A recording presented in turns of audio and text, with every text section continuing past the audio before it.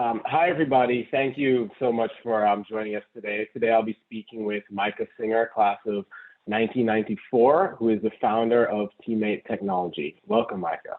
Thanks for having me on. I'm looking forward to speaking with you. Yes, so I'd just like to start. Can you tell us a little bit about your time at Williams? Absolutely. So I was here from 1990 to 1994.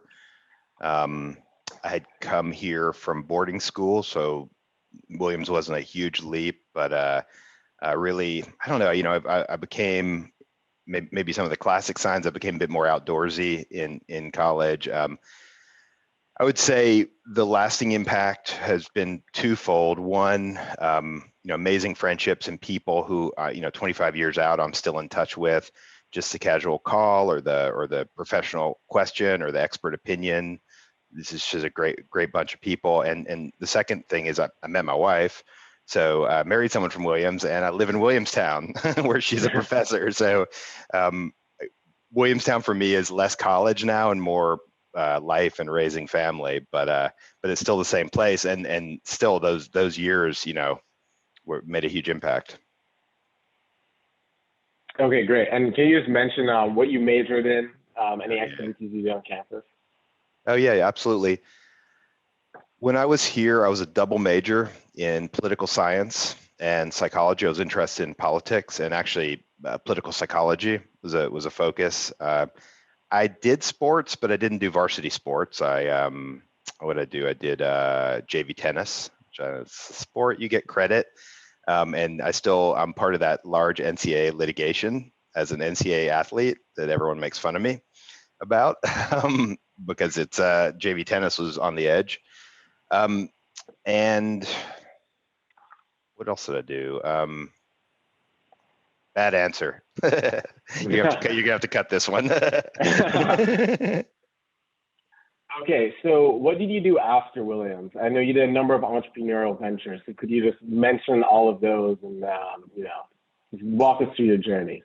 Yeah, absolutely. Well, the journey, I'll try and make it quick, but was interested in politics and went to work on Capitol Hill soon after graduation, just right the year after, and in some ways it was maybe my first failed venture because I worked in an office of a Congress person who was up for re-election like they are every 2 years, but it was a close race, and she ended up losing. It was an election of '94, so we were all out of a job. I had been interested and explored while at Williams some of the track opportunities, sort of the training programs or the management consulting, and didn't seem like a good fit for me. And I think the feeling was mutual. And so I was looking for something a bit different, and I landed in really a startup company. I had known at Williams that I was interested in, essentially sort of being my own boss, that whatever that means when you're 18 to 21. Ended up in a startup company where a bunch of people a little older than me had done that. They'd been their own boss. And that was very formative for me. It happened to be in telecom industry. And it was about 4 or 5 years from 22 to 26, 27. And that really gave me the knowledge I felt I didn't have to start a company in the telecom space, because I could see what the problems were, could understand how to get things done. And then I did. I mean, right. It actually was about 6-7 years out of college. I started my first company. Not a huge success, but not a failure. Sort of was able to sell it. No one lost money, kind of thing. Felt like a failure, but it felt like a learning experience. Started another one with a partner who was good at sales, actually, because that was involved, and that seemed like a better choice. And that one was a bit more successful, and ended up selling it some years later. Again, didn't feel like a big success, not a failure. And then started the company that I just sold in the last several years. That was a success for sure. I worked there for 12 years, built it, from me to about 35 people, and sold it to the leader, the category leader in our space in telecom, who was bought by Cisco a few months later. So it ended up being a very successful exit. And And then, I mean, just to bring you current, I started thinking about what's next as a, now not a person in my late 20s, but a person in my, early to mid 40s, and came up with another idea. I had looked around a lot and did some research on, and we can talk about how I did that, but what's next? I knew I wanted to start something from scratch. I had certain knowledge. I had a lot of crazy ideas, which I like talking about, but I didn't do because ultimately, as I investigated them, I didn't feel the opportunity was there until I found one where I thought it was there. It took about a year, and then I started TeamMate Technology, and again, it's really been fun doing it with a lot less pressure of failure on me, but and also no guarantee of success at all. Again, that's for me part of the fun of being an entrepreneur. And can you go into what exactly does TeamMate Technology do? Yeah, so the way I explain it is we make the equivalent of in software of a funny shaped screw that connects any existing or pretty much any existing business phone system or college phone system or phone system in the world into Microsoft Teams. So, there's a lot of coding and it's complex technology, but ultimately that's the challenge we're solving. And there's something like 350 to 400 million business phone users in the world. So a tremendous market. And when we started, there was about 8 or 10 million Microsoft Teams users, but now there's over 100 million of those. So there's this huge intersection, and which is driving a ton of demand. And really, what we do is we work with phone companies primarily, because they're the ones usually who offer you your phone service, and they would offer this connector. So we sell through a network of phone companies around the world now. Yeah, it's new, so it's gotten quite large pretty quickly. Yeah, I mean, this is just like from my personal perspective. I know the company I worked at, we use Cisco phones, but we use Microsoft Teams for like the internal database. So would you basically just connect that Cisco phone into Microsoft Teams? Yeah, no, that's exactly right, and that's what a lot of our customers do. It's Cisco phones, and so the idea is you use Microsoft Teams for lots of things like chat and sharing documents and I don't know, scheduling meetings and video calls. And another thing you can use it for is our phones. So what I had seen was in 2018, the reason I like this idea is Microsoft they'd announced Teams, but they announced an innovation in Teams. It was easier to integrate, basically. Some of the things that weren't previously possible, they made possible. And I felt I knew the impact of those changes. It basically made it really easy to put that Cisco phone user, and have you never have to leave Microsoft Teams to use it. So a lot of the advances, video conferencing has been around for a long time. A lot of these technologies have been around for relatively a long time, but they're not being used. They weren't being used as much because they were hard to use.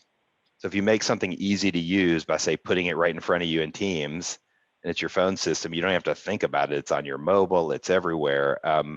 Then a lot of people like it and use it and pay for the funny shaped screw that connects it to their phone system. So why wouldn't Microsoft just, do exactly like what you're doing and be able to connect its product to other services? That's a great question. That was one of my early ones. So again, a thing an entrepreneur does that's really important, and everyone, you don't have to do it, but it seems like it's really smart to do the research ahead of time. So I had the luxury of time to do research, and when I stumbled on this, I thought, well, man, this is a good idea.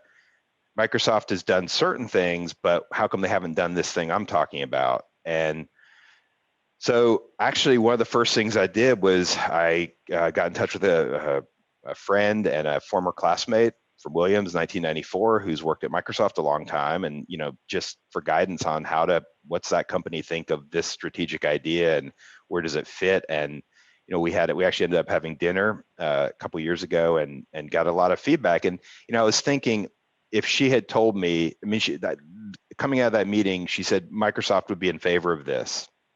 They like these ideas. They're trying to build a network of developers, independent software vendors that make our platform more valuable. If she had said Microsoft would dislike this, and they're not, I wouldn't have done it. I would have stopped. So, I was thinking that was a crucial moment, and having a resource to reach out to like that was really important. And so network. The lesson is have a good network so you can get expert or strategic advice. Yeah, so you mentioned how you started a series of ventures over your career. So what was the process of thinking about each one? Was it, I'm going to like sit down and think of a company I can start, or was it just giving your expertise in communication space, you just recognize all these problems and you just decide, I'm going to pick one and find a solution? I think, okay, well, so I think there's big ideas and there's small ideas and there's everything in between, but I'm just going to make it easy to think about. And big ideas tend to be people who are sort of reshaping industries, and small ideas are efficiencies. They're things that make things easier to use, or, are sort of logical extensions. So if you have a big idea, often, and technology skills, you can start younger, because you don't need as much experience in a domain. For smaller ideas, like I think the ones I've been a part of, efficiencies of consumption in technology, you really need domain expertise. So it starts with that base of knowledge, and all of these ideas take research. So for me, I mean, it's pretty discrete steps going through the process, especially as I've gotten older.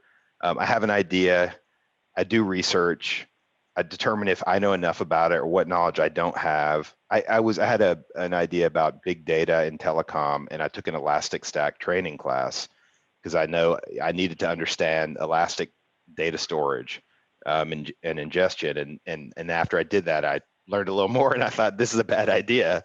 And usually it's other people are doing it better, or they're ahead of you, which doesn't always put you off, but you know what's going on. So I always do a bunch of research, and then I vet an idea and decide if it's sort of met my own internal sort of smell test, I guess. Is it a good idea? And then if it is, I'll take the next step to proof of concept. What do you need to do? We can't do it ourselves, so you might need a Java engineer, Java developer, or you might need, for me, it's usually some kind of telecom engineer. So I get the people, again, go into my network, usually professional network, not school network, and try and get people excited to help out or pay them or whatever it takes. Proof of concept. And then you say, well, how should I sell this? Then you start to, if it's going to work, people are going to want it. How's it going to get to them? Yeah, that's really the fun part of the startup for me. The part where you keep doing the same thing again and again and selling to more and more customers and getting bigger, and have from 10 support tickets to 100 support tickets. That's where you make money, and that's where businesses get really successful. But that's that's about scaling, and I like that first step. Yeah. So you mentioned the experience you got from working at the startup shortly out of college, and you also mentioned the path that many students go on. And I think it's very evident today that a lot of students go into finance or consulting because that's just what you're supposed to do. And even students who are interested in entrepreneurship, interested in a lot of different fields, they say, let me just start here. I'll get a good base, I'll get experience, and then eventually I'll pivot into something else. So I just wonder if you could say why you feel like that might not be necessary to go through the path, and then just advice you would give as to why working for a startup early on in your career might be more beneficial. So I would say, if you think you're an entrepreneur, if you sort of have those tendencies and you're talking to people and people tell you you're entrepreneurial or you're having these kind of ideas, you're either an impatient one or a patient one. And if you're impatient, and your choice is get out of college and get it all, start a company, whatever, usually you need to make money or there's other considerations. I mean, it's not that easy. So the impatient entrepreneur should find a startup to go work in a small one, not a really well-funded one, but like one where it's real. And the challenge is, you could lose your job kind of thing if it doesn't work out. and see if you enjoy that stress level, right? And see if you like that environment. Also, generally choose a domain that you are interested in, because, like with me, I mean, I don't want to say I got stuck in this domain, but what you know. And so if you invest that time, you end up seeing opportunities in that domain. A patient entrepreneur is, I think, what you're going to be. And, and the track is really valuable because along the track, I mean, you go into the kinds of, you just see how business operates at a level that's really important to understand if you have sort of large aspirations. How to interact with people, you build your network. How finance works is really important in all kinds of startups, other than the smallest ones. So, generally, I think people get diverted out of entrepreneurialism. They want to be their own boss, but finance is also quite lucrative, and I think people start companies in finance. I mean, I think that's happened a lot. Their own shops of some sort or another. But I think I didn't have the patience. I mean, I think the track didn't want me, and I didn't want the track because of a patience issue. So I went and worked at a small startup, and that was the right fit. There's a lot of tracks, but I think a lot of the programs I saw people go into, fellow classmates, have been great, and some of them have ended up, in big business, and some of them have ended up as entrepreneurs later. So it's more about the drive of the individual, and if they're impatient. Yeah, and so you mentioned that there's obviously a lot of risk in working for an early stage startup because you could lose your job. So I was wondering, how do you think about risk, just in your business life and in your personal life, and how do you manage that when you're deciding, what's the next step to make?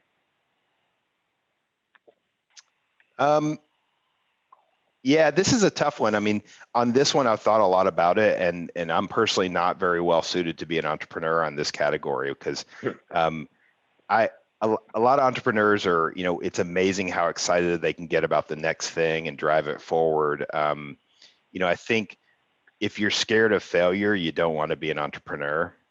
That's difficult, right? Because if you questions, what do you do if you fail? How do you pick yourself up? I don't know. That's hard. So I'm sort of, I was always saw myself as a bit scared of failure, which was a good driver in entrepreneurialism because it kept me stressed about being successful. But I think it's a little bit how we're all wound. Yeah, I mean, there's definitely whenever I've had things that have happened, failures, I've always been on to the next thing pretty quickly. So things that you don't waste your time. As an entrepreneur, like if you're going down a path that is that's not going to bear fruit, be able to move on. So I got off topic. Yeah. So on failure, you mentioned that the first couple of your ventures you weren't as happy with. So what kind of kept you, motivated? Like, okay, I can start a new venture. It's going to be better next time. Versus saying, entrepreneurship's not for me. I should just go find a job. And there's a little bit of a magic formula in here that is, that comes from the person.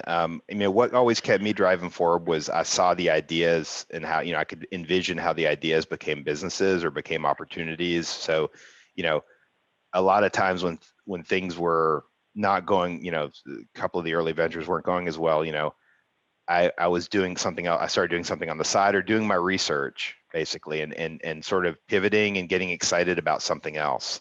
So, it was more, I guess I had realized things weren't going well. I hadn't really internalized that. I had just started moving forward in another direction. That's how, when I look back on it, it appears. As I was experiencing it, again, I would say a lot of it came from the community of people. I mean, one thing I've found that I do, we talk about, what is networking? I mean, there's probably like 100, 150 people that I talk to, at least once a year that are professional people, friends, acquaintances. Sometimes it's just a catch up about family and what they're doing.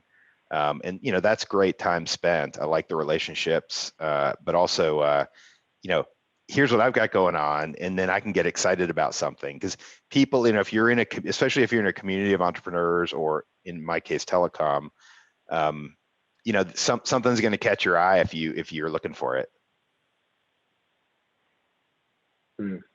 Yeah, that's definitely very interesting.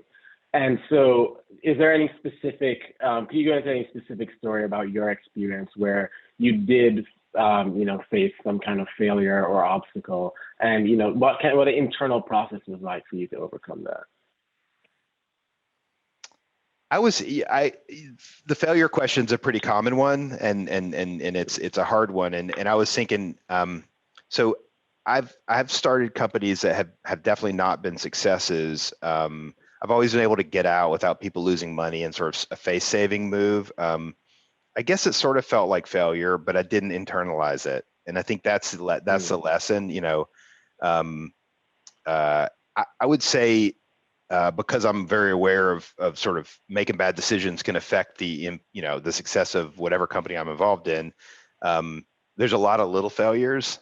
So, was it a bad decision failure, like my fault, or was it a market trend, not my fault, couldn't have seen it coming, or would have been hard to predict, or something in between? So I try to avoid the bad decision failures. I definitely hold myself, and I think entrepreneurs will hold themselves accountable, and we all hold ourselves accountable for our decisions. But you got to be a little easy on yourself when it's stuff you don't control. And I think a lot of that, on paper, a lot of if you've researched it and you've used your analytical mind to see it as a good idea, and it doesn't happen like you thought, but you did your part, you made the software work, or you worked really hard. I mean, is it a failure? It feels like you just move on to the next thing. I think there's financial implications for failure that you're not asking about, which a lot of people can't support. I mean, you're taking a risk by, sweat equity doesn't pay the bills, and my wife works. She's Professor Williams, so it's a good benefits. So I've always used her benefits, for instance, all these years. But feeling, having that security level is really important for any risk you take. It was always like, if it all fails, we're going to be all right. So if you're not going to be all right, that could be really stressful. Yeah. So do you have any specific advice to the Williams student who might have been in the same position as you, that they think they want to be their own boss? You might sit as a student and you might have 10 different really good ideas, in any kind of field. And, you just think, I'm a student, what can I do right now? How am I going to, code the next great app? What advice do you have to that student? I mean, I've said it a few times and it comes up a lot, is do the research. If you have a bunch of ideas, I mean, what is the research? There's quite a bit of legwork in research. And, for a Williams student, there's probably and probably a lot of college communities have resources and people, alumni, who you can talk to and listen to them.